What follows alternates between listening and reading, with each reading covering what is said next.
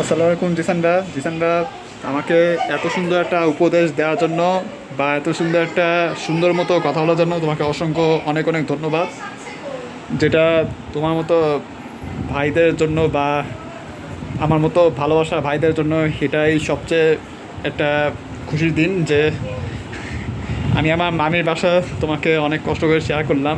আশা করি খুবই বাসাটা পছন্দ হবে, একটু গেলে একটু ভালো লাগবে। একদিন একটু হালিমা ভাবিকে নিয়ে আসো।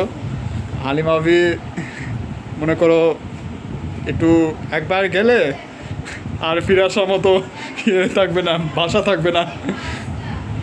একদিন না একদিন তো মনে করো এই যে মানে এটা মানে প্রথম দিন, মানে দ্বিতীয় দিনটা হয়তো তোমাদের সাথে একটু দেখা হবে। ওই দিন একটু মামির বাসায় যাব।